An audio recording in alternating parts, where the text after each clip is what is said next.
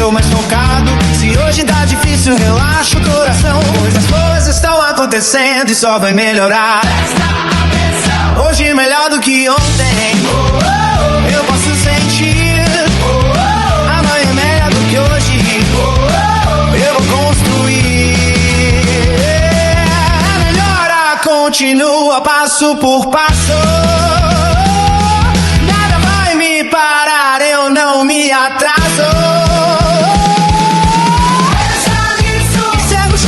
A vida é um bumerangue, tudo que vai volta pra você. Somos a maioria, pode prever. Nada vai me parar, pode acreditar. Coisas boas estão acontecendo e só vai melhorar.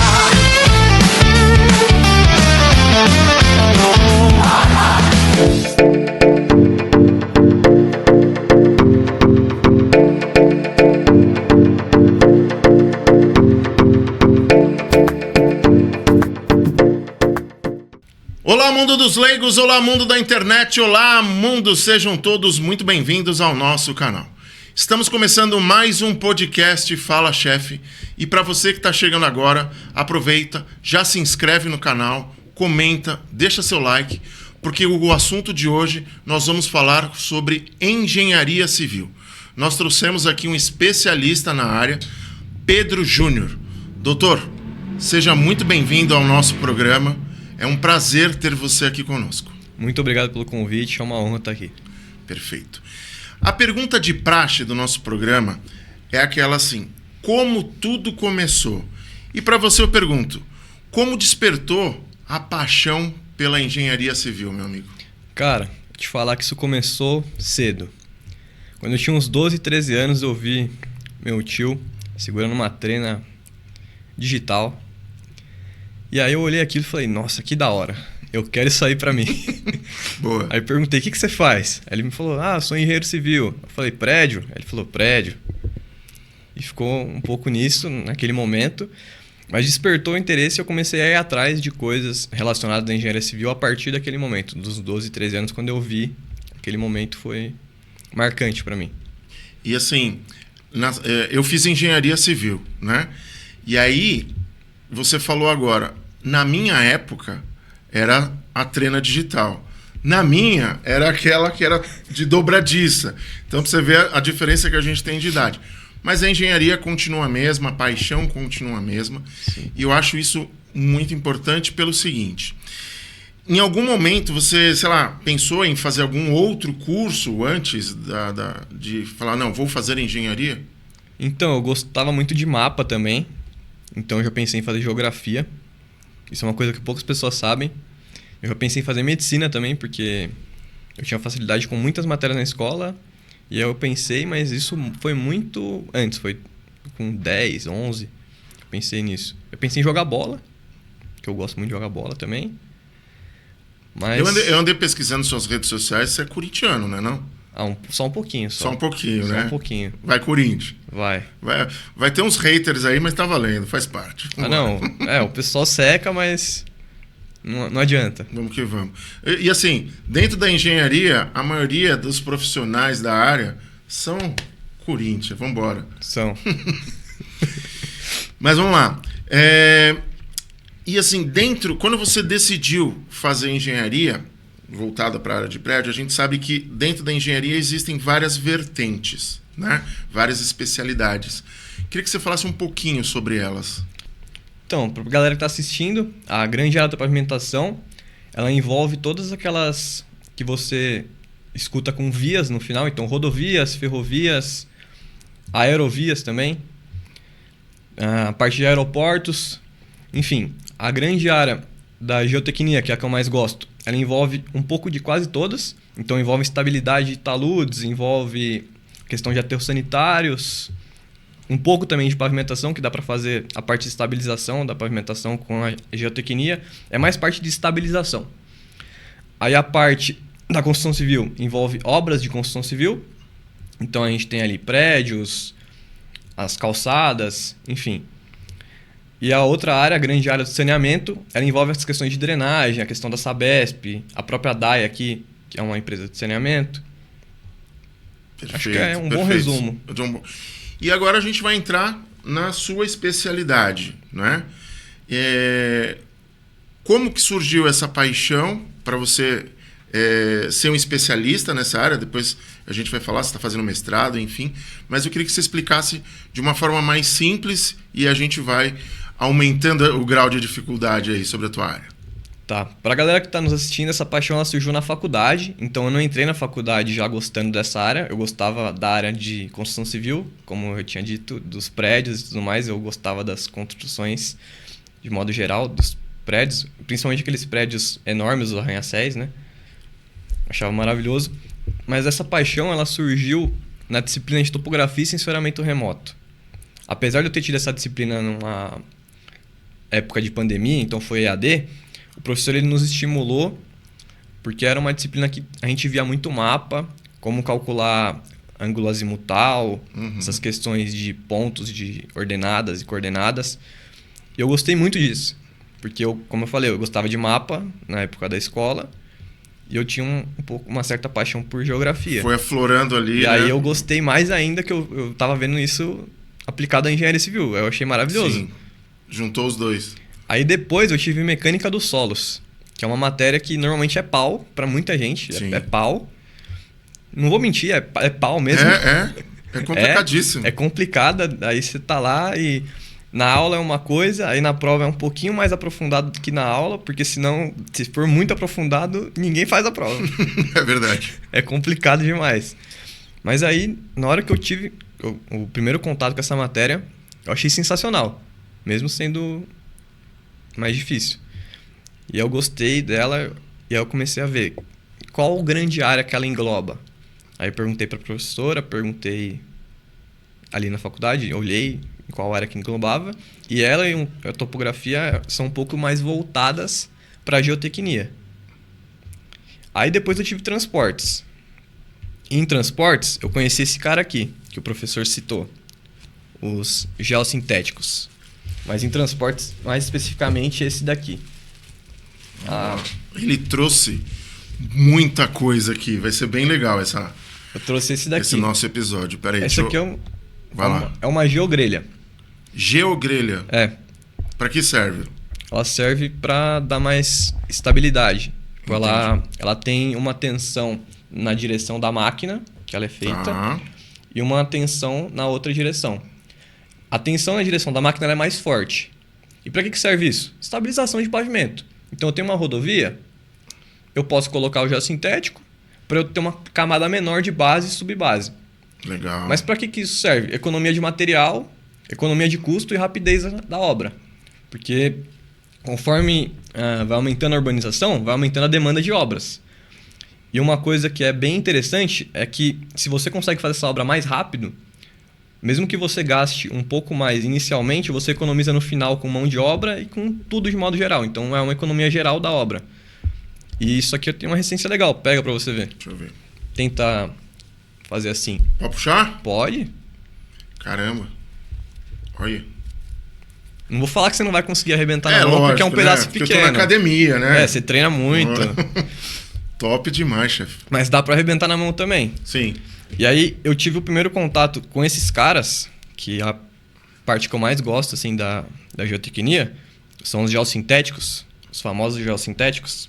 Para quem está assistindo, que é um pouco da área da engenharia, talvez tenha algum contato com eles. Mas para os leigos seria basicamente plástico, Tá. que ele é trabalhado de uma outra forma para ele resistir mais ou para ele ter menos contato, menos interação, menos inércia com o meio ambiente. Perfeito. Para ele ficar ali na função que ele foi colocado para ter. Não, e eu achei interessante quando você falou que um dos intuitos é diminuir o custo da obra, diminuir o material, Sim, né? É a facilidade, porque Exatamente. isso aqui pesa muito E é menos que o leve, solo. exatamente. Aí essa praticidade é bem legal. Legal. O E que esse- mais você trouxe aí?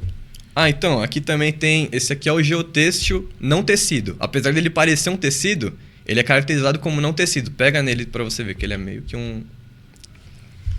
Ele parece um tecido, mas ele entra como não tecido por conta da questão de fabricação. Você consegue ver que não tem meio que alinhamento nas Sim. fibras? Por não ter Verdade. esse alinhamento, ele é um não tecido, ele caracteriza-se como um não tecido. Aí você me pergunta, mas para que serve isso? Se esse aqui é mais indicado para pavimentação ou para estabilizações, né?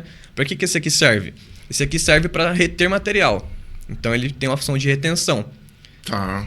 Meu pai até tinha comentado comigo quando a gente estava vindo para cá, que onde ele trabalhou, tinha isso no filtro do ar-condicionado para reter poeira. Então ele pode reter poeira, pode reter o que você precisa reter. Então vai muito depender da obra. Legal. E ele não é aplicado 100% sozinho. Então eu posso aplicar um junto com o outro e eles não vão atrapalhar, eles vão se ajudar. Então esse tem uma função, esse tem outra e esse aqui tem outra. Esse aqui é um geotêxtil tecido.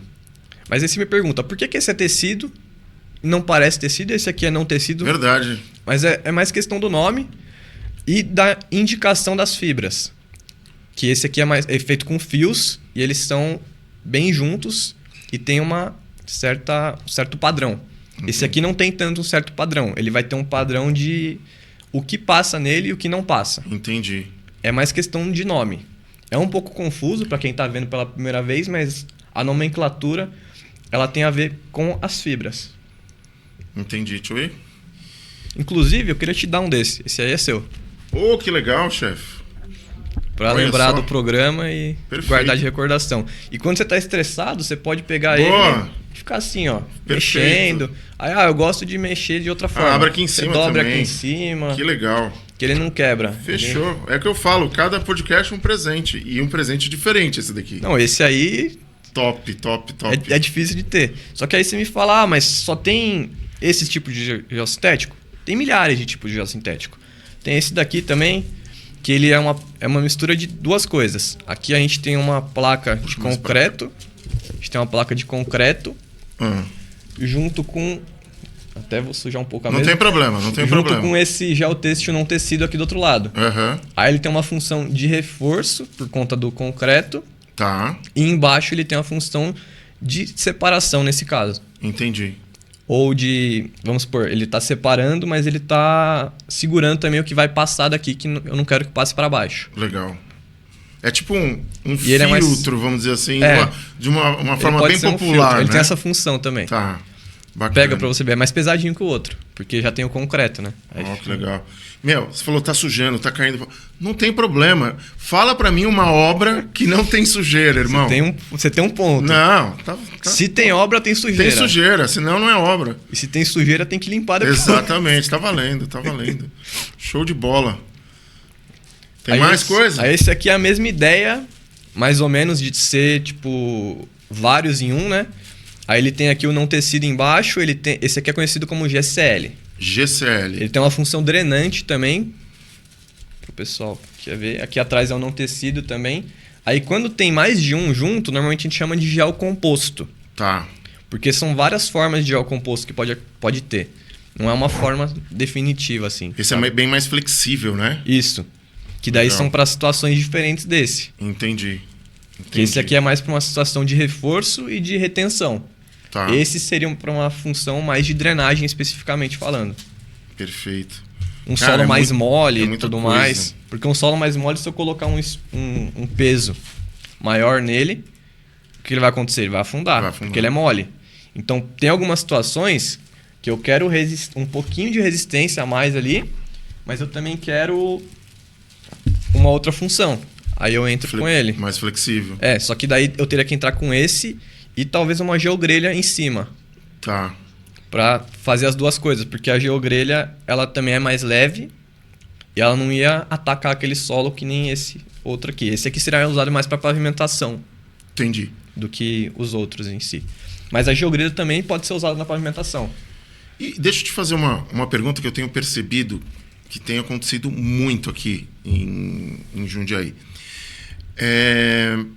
Com essas chuvas todas que tem dado, tem aberto muito buraco nas cidades, né? Certo. Falando de uma forma técnica, por que isso acontece? E agora são palavras minhas, tá? Por que o procedimento do pessoal do tapa-buraco é só jogar vou chamar do meu jeito, o piche ali, cobriu e foi embora? Então, isso aí é um problema que a gente tem, não só no Brasil, mas em muitos lugares, porque o ideal quando acontece isso, o pavimento está indicando para você que ele tá no limite dele. Tá. Que ele tá começando a dar problema. Deu um problema ali pontual, eu posso... o mais indicado é fazer isso que ele fez. Mas se não é um problema pontual, que nem você tá me relatando, que tá acontecendo em muitos lugares, e às vezes é uma extensão que foi feita pelo mesmo financiador, a gente tem que analisar de uma maneira geral, porque deveria ser refeito tudo. Entendi. Mas por uma questão de praticidade, porque é meio difícil refazer tudo. Lógico. Uma questão de praticidade é feito dessa forma pontual. Mas é eficaz? Então, ela é um quebra-galho, mas dependendo da chuva, é porque o projeto ele é feito para uma chuva. Vamos supor, uma chuva de 10 anos. Tá. Essa chuva não vai ser a maior chuva que vai ter. Ela vai ser a maior chuva que teve em 10 anos. Entendi. Em 11 anos eu posso ter uma chuva maior que aquela. E aí entra o problema. Porque o projeto normalmente de estradas, de pavimentação, eles são feitos para 10 anos de retorno. Entendi. Se não me engano. Isso não é padrão, mas normalmente são 10 anos. Tá. É porque, por exemplo, o nosso estúdio aqui, ele tá na Rua do Retiro. E você saindo do estúdio, em frente, cara, tem uma cratera. Não é um buraco, é uma cratera. E você consegue observar que você tem ali o pavimento que foi quebrado e você olha para dentro do buraco, tem paralelepípedo. Ou seja, Foi feito pela em cima do percepção foi paralelepípedo, feito em cima. Então, aí a gente começa a falar, entrando em outros méritos, prefeitura, governo, enfim, não vai levar a lugar nenhum. Mas a gente vê que vira e mexe são gastos e mais gastos em cima de gastos por um processo paliativo, né? É que eles fazem isso porque é mais barato do que refazer tudo. Exatamente. Porque se toda vez tivesse que parar para refazer tudo, ia além de atrapalhar a mobilidade urbana, ia acabar atrapalhando a questão dos cofres públicos, que é porque é mais barato que eles fazem assim também. Tipo, a grosso modo é porque é mais barato. Sim. É o mais correto? Depende. Porque, como eu falei, se aconteceu essa chuva, aí quer dizer que ainda vai resistir e tudo mais. Mas se já tem tipo uns 15, 20 anos aquele mesmo pavimento, aí é uma questão a ser tratada e analisada. E tem outra coisa também, né? Por isso que às vezes eles fazem algumas... Tipo, o primeiro lado esquerdo e depois o direito inteiro da pista. Entendi. Que às vezes compensa. É que assim, aquela coisa também... a humanidade vem, de alguma forma, destruindo o mundo, né? Por revoluções, evoluções, enfim. Então, o projeto de 10, 15 anos atrás, às vezes, não pensou nessa parte do que está acontecendo na situação climática, por exemplo. Tem dia que está nevando de manhã em Jundiaí, à tarde está o deserto do Saara e de noite está frio. É muito louco isso. Essa é uma questão também a ser tratada, a ser analisada, porque o clima está muito variável e às vezes o pavimento ele não foi pensado nisso. Então, às vezes as variações de temperatura diárias também contribuem para ele ter uma menor durabilidade, sim, digamos assim. Sim. E voltando um pouco na faculdade, né? A gente já está falando de você formado, enfim, eu já falei que eu vou falar do mestrado. Qual foi a matéria da faculdade que foi mais difícil, assim, para ti? Aquela que você falou, tirando essa do solo que você comentou, mas teve alguma outra que você fala, essa vou te contar. Então, é até meio engraçado o que eu vou falar agora. Foi uma optativa ou eletiva, para quem tá vendo, que eu peguei, da engenharia de produção. Aí você me fala, tá, mas engenharia de produção, na teoria, é para ser um pouco mais tranquilo do que engenharia civil. Tá. Mas aí eu descobri que não. A matéria chama gestão de projetos. Peguei a matéria, falei, gestão de projetos é um tema interessante. Sim. Aí foi a matéria mais difícil que eu fiz no curso. Mas a questão do professor que ministrou ela também. Por isso que eu ia falar pro pessoal que tá assistindo, questão de faculdade, às vezes não é que você não gostou da matéria, você não gostou como ela foi ministrada. Exatamente. Porque não é só uma questão de, tipo, o conteúdo em si, mas tem a forma como ele é abordado. Mas no fim eu até gostei dessa matéria. E aquela história, difícil, né? Não é o que você aprende, é como você aprende. Sim. Né? A parte didática, o professor e assim vai. E aí, pegando esse gancho, eu te pergunto, hoje você está fazendo mestrado. Isso. Né? a opção de ter feito, além de melhorar currículo, enfim, eu te pergunto, tem alguma intenção de ser professor, chefe? Eu já pensei em ser professor. No momento, agora, em si, eu ainda não tenho certeza se eu quero ser professor ou não, absoluta, né? Mas eu já pensei em ser professor. Alguns colegas na época da faculdade falavam que eu tinha jeito para ser professor. E eu escuto isso desde a época da escola, então eu não sei se todo mundo... Se é uma conspiração para eu virar professor ou se realmente tem um jeito para professor, sabe? Mas você sente no seu coração que vale a pena? Um pouco sim. Um pouco. Tem uma parte do meu coração que gostaria de ser professor. Legal, isso é importante. E como é que foi a tua preparação, vamos dizer assim, para entrar no vestibular, cursinho? Porque, por exemplo, na época que eu entrei, eu fiz colégio militar e lá tinha um bom preparo. Não fiz cursinho e eu acabei entrando na engenharia da Unip. Só que era anual. Hoje em dia os cursos são semestrais, né? Como é que foi a sua preparação para o vestibular? Então, para quem está assistindo aí, para quem é vestibulando, uma das melhores formas de você se preparar para o vestibular é fazendo os vestibulares anteriores. Então, eu quero fazer Unicamp. Pega as provas anteriores e faz quantas? Quantas você sentir necessário para você estar preparado para o vestibular? Que é um momento aí muito importante aí da vida e muitas pessoas passam por isso. De não saber como se preparar. Então, uma forma de se preparar é fazer as provas anteriores. Não tem muito segredo. Legal. E você está fazendo o mestrado aonde? Conta um pouco mais como é que foi essa... Começou esse ano, né? Como é que está sendo no ano passado? Nossa, já tô tão louco que eu já me esqueci de ano. Me conta um pouco dessa experiência, como tem sido, como você percebeu a sua evolução desde que você se formou, enfim.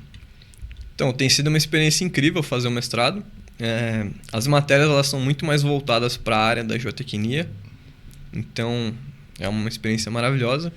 Uma das matérias que eu tive, que eu mais gostei, foi a de ensaio de campo, que a gente foi muito... Teve a parte presencial lá em Bauru, a gente viu muitos ensaios que são realizados em solo. Eu tenho muitas fotos e vídeos desse dia que é um dia que eu não quero esquecer. Legal. Mas não só isso, as matérias elas são um pouco mais sérias, digamos assim, porque é bem mais específico do que na faculdade. Então, por exemplo, na faculdade você via X, lá você vê X vezes Y. Entendi. É um pouco mais específico ainda do que a faculdade. E agora uma pergunta que não quer calar, irmão. Quando você fez o curso da engenharia, você reprovou algum ano? Não. Não. Quantos anos você fez? Em 5. Tá. Por que eu fiz essa pergunta, galera? Eu fiz engenharia civil. E na época a gente falava o seguinte: aluno que passa pelo curso de engenharia e não repete, o cara é fenomenal, é extraordinário. Por quê? Não é um curso fácil, é um curso desafiador, é um curso onde você tem um preparo, uma bagagem muito grande. Existem algumas matérias, lógico, são curtas, mas tem como arquitetura, como economia, né? Aí você escolhe a área da engenharia. Então eu te fiz essa pergunta exatamente por isso, porque eu te conheço há um tempo e a gente sabe do seu preparo, da sua dedicação e o empenho. E vou plantar uma semente no seu coração. Se você tem essa vontade, que seja pequena, de ser professor, e o conhecimento que você tem, você pode transformar vidas, criar um método seu, né? Um método Pedro Júnior, que seja, né? Um PJ, né?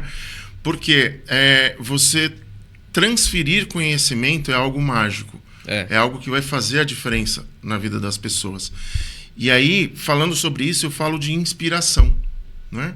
Certo. Você pode inspirar outras pessoas.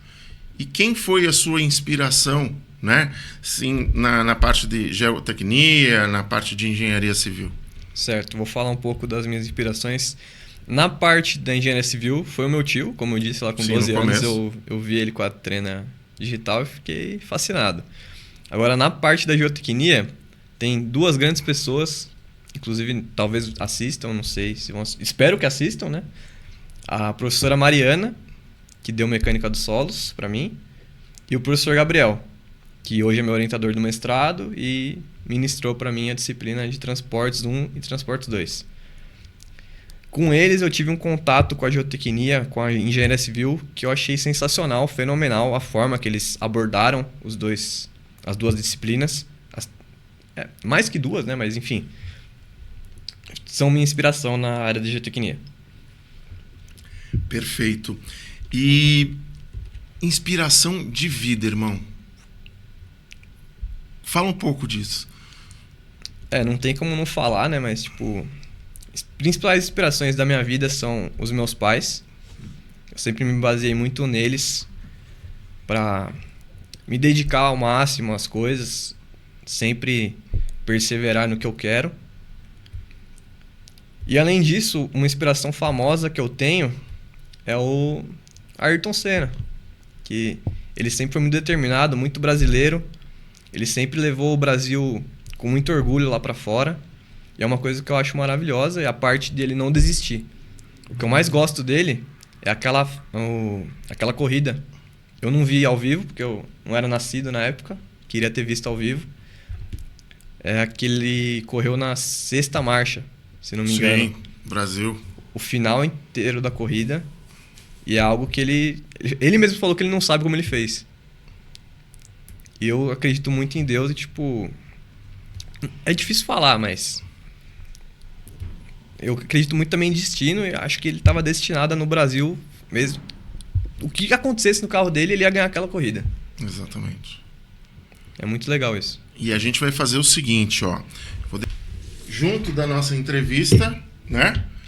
Vamos colocar ele aqui. Ah, não. Né? O Senna aqui, pra gente poder continuar o nosso bate-papo. É improvisado? Mas tá aqui. Isso é o que é mais importante. Então, e eu vou emendar essa sua inspiração do Senna e eu vou comentar algo importante aqui com os meus telespectadores. Você, meu irmão, você é uma inspiração para mim. Não estava no protocolo, mas eu vou te contar algo que é muito importante. Quando eu comecei esse projeto virtual, seja no Instagram, seja o podcast, você é um dos caras que mais apoia, mais dedica, mais comenta, mais compartilha. E eu acho isso extremamente importante, porque nem pessoas da minha família fazem o que você faz. E muitas vezes a gente fica assim, cara, por que entenda a palavra, um estranho, né? Uma pessoa que você não tem um contato diário, a gente troca as ideias direto, mas por que uma pessoa apoia tanto? Porque é uma inspiração. E aí eu vou entrar num paralelo bem pequeno aqui de um desafio grande que você passou há 1 ano e meio atrás, acredito que foi mais ou menos esse período, e onde a gente ficou extremamente preocupado contigo, né? Não vou entrar em méritos aqui. Você tinha acabado de se formar e você ficou internado no hospital, entrou em coma e hoje você está aqui de uma forma incrível. E por que eu estou falando isso? Eu lembro que quando você voltou do coma, eu estava com um vídeo que estava assim... bombando de visualização. Eu lembro disso aí. E minha meta era bater 2 milhões de visualizações na época. Primeira coisa que eu perguntei foi se bateu 2 milhões. Cara, você acabou de voltar do coma, você perguntou isso, entende? Então, aí eu viro e falo assim, tem pessoas que estão tão próximas, só observam, mas tá tudo bem, eu não tô aqui questionando porque faz ou não faz. Mas eu tenho que ter uma inspiração, dar valor para as pessoas que estão ali. E você teve um período de desafio gigante nessa transição, a gente sabia que era medicação, mas aí o que acontece? Muitas pessoas no paralelo que não sabem o que aconteceu, não procuraram o seu pai, a sua mãe para saber, precisa de ajuda, está precisando de algo assim, começavam a julgar, né? E esse julgamento, ele de alguma forma, eu não digo que ele abale, mas ele incomoda quem está ali fechado, né? Então, vendo você hoje fazendo um mestrado, depois de tudo que você passou, você tem uma irmã incrível que também está na faculdade, está fora, então para os seus pais é aquele desafio do tipo, caramba, os 2 filhos foram voar de uma vez, né? Mas eles estão lá batalhando, fazendo o melhor que eles podem, com os recursos que têm e tendo retorno de pessoas incríveis, que no caso é você e sua irmã. Então, irmão, o Senna é uma inspiração para todos nós, mas de coração. Isso aqui eu guardei para falar no dia de hoje, eu não sabia que encaixar nesse momento. Mas você é uma grande inspiração para o meu projeto digital, para o meu podcast, para a minha vida. A gente não se vê todo dia, mas você não tem noção da importância que você tem para tudo que vem acontecendo na minha vida, sendo transformada no lado digital, irmão, de coração. Muito obrigado. Isso não tem preço. É muito satisfatório escutar isso. Quer falar um pouco dessa transição que você teve do... É bem complicado, porque o pessoal... Não precisa entrar em detalhes, mas... O pessoal, ele julga muito quando... Mas é aquilo que eu falo, quando você tá vendo de fora, se você tá vendo um problema de fora e você tenta entender ele por dentro, às vezes são coisas diferentes que você tá vendo. É aquela ideia da... Não sei se o pessoal vai saber, mas vou explicar aqui. Da caverna de Platão, que eu aprendi na escola e é bem legal para explicar esse exemplo. Quando você tá dentro a pessoa que está dentro da caverna, é o mito da caverna de Platão. Ele vê várias sombras passando ali fora, que passa por conta da fogueira, e aí ele fica assustado, porque ele não sabe o que são as sombras. Que ele tá vendo o problema de fora. Ele não sabe o que são aquelas sombras. Mas quando ele sai da caverna e vê aquelas sombras e vê que são árvores e vê que é todo o mundo que tá sendo feito ali, ele vê o problema por dentro. Ele vê que não é um problema. Ele entende o problema. Entendi. E o problema se dissolve. Então, muita coisa que aconteceu é que o pessoal, que nem se falou, às vezes julgava muito e não buscava entender. Então, sempre busque entender as coisas por completo. Não só uma parte ou o que você ouviu. Tenta entender as coisas por completo. Porque, tipo, eu não tenho nenhum remorso. Sim, quem me zoou na época. Não, evolução, elevação. Que eu não ligo. Tanto que eu vejo algumas coisas que eu fazia e tal, dou risada. Faz parte. É melhor rir do que chorar, faz né? Faz parte. Eu gosto muito desse lema. É melhor rir do que chorar. Então, é isso. Não... Tipo, quem julgou, não ligo. Faz parte Outra do cabeça. processo. Vamos para cima. E voltando para a parte da engenharia, tem alguma, sei lá, qualidade que você deseja ressaltar dentro da geotecnia, da engenharia civil? Que a pessoa tem que ter? Isso. Eu não sei se chega a ser uma qualidade, mas é bom pra engenharia civil você ser cara de pau. Boa. Porque se você não é cara de pau e você não vai atrás, não dá a cara a tapa, às vezes você não faz um networking, aí isso... Engenharia é bom ter networking. Então você vai pro congresso, eu tô com vergonha de chegar no stand tal. Vergonha do quê? Às vezes você nem conhece quem tá no stand. Exatamente. Então você não tem que ter vergonha. Mas eu sou um pouco tímido. Então, mas você é um pouco tímido, mas vai com um cartão, entrega um cartão pra pessoa, pergunta, posso entregar o cartão? Entrega o cartão, aí a pessoa vai ter seu cartão, seu contato. É muito bom os eventos, de maneira geral, para você fazer esse networking. Porque tendo um networking bom, você tem oportunidade de emprego, você tem ali uma rede que você consegue consultar, às vezes para alguma ideia ou para alguma coisa, às vezes para abrir uma empresa. Não Sim. sei qual são os seus desejos, mas enfim, o network é bom para tudo. É perfeito. Como é que é? Voltando muito no tempo, concordo contigo em gênero, número e grau. Fui longe agora no português, né? Foi bom.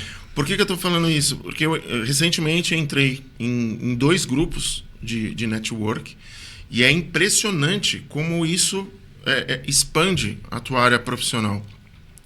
E muitas vezes, pegando esse gancho que você falou, a gente percebe que as pessoas elas têm um pouco de receio de verbalizar, né? Tem esse medo, o que vão pensar de mim? E aí a gente junta um pouco o que aconteceu contigo com o network, assim, as pessoas têm que parar com essa história de que o que vão pensar de mim. Se está todo mundo num grupo de network, todo mundo está com os mesmos objetivos e propósitos. O que você precisa ter é a ação de ir lá, falar e aparecer, mostrar o seu negócio, né? Eu acho que isso é fundamental. É mais ou menos isso que você quis passar, dar né? cara a tapa. Dar cara a tapa. Fazer por fazer não é legal. Então, vai e faz. É bom você ir atrás e fazer mesmo. Tem uma frase que eu gosto muito, do Érico Rocha, que diz assim: feito é melhor que perfeito. Se analisar, começa. Depois você vê onde estão os detalhes, vai ajustando. Faz ajuste fino ali. Exatamente. Chefe, e assim, se não fosse para você seguir na área da engenharia, da geotecnia, qual profissão acho que você estaria pronto para? Acredito que professor. Olha o sinal vindo aí. É que como eu já fiz a graduação em engenharia civil, tá, eu tenho a possibilidade de dar aulas em escola. Legal. Ensino fundamental, ensino médio. Eu não sei se eu tenho que fazer algum curso específico para isso, mas eu acho que eu já posso dar aula. Legal, acho que se eu tiver esse interesse. Perfeito.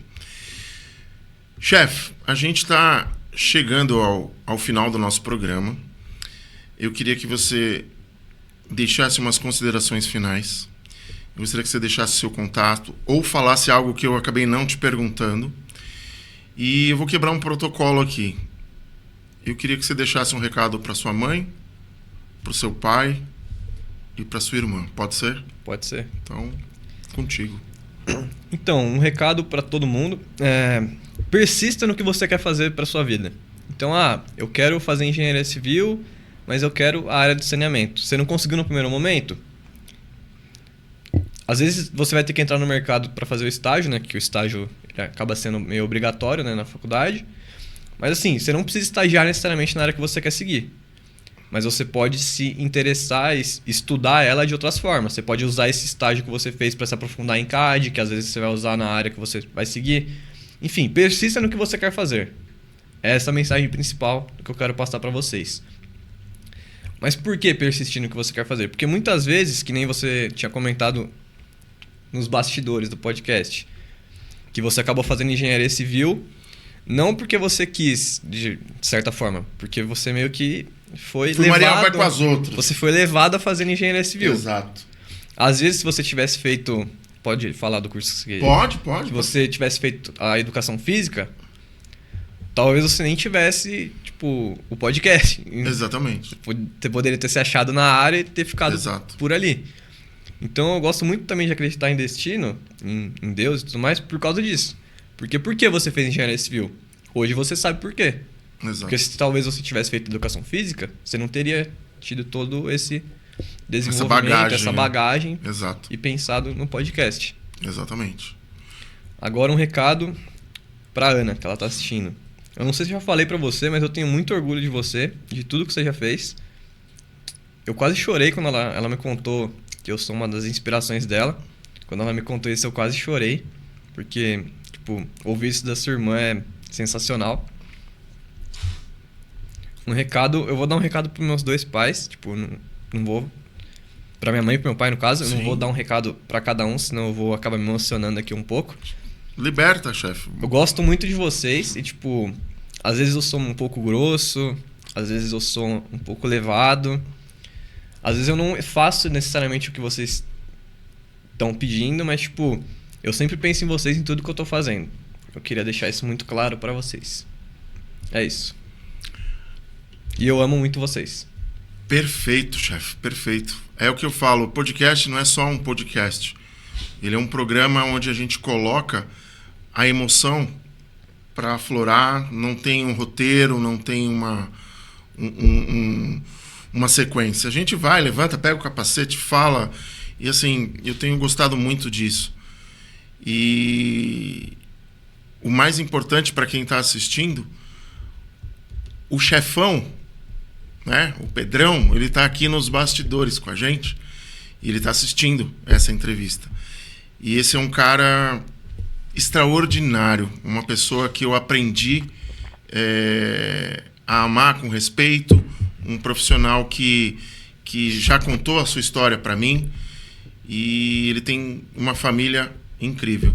Então, mestre, de coração para ti, com orgulho de dizer que eu sou seu irmão, esse aqui é meu sobrinho.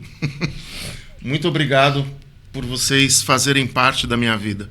Eu acho que não é só a engenharia, não é só o podcast, não é só a vida. É a família que a gente vai agregando. Vocês são pessoas muito especiais. Então, nós vamos chegando ao final de mais um programa podcast Fala Chefe.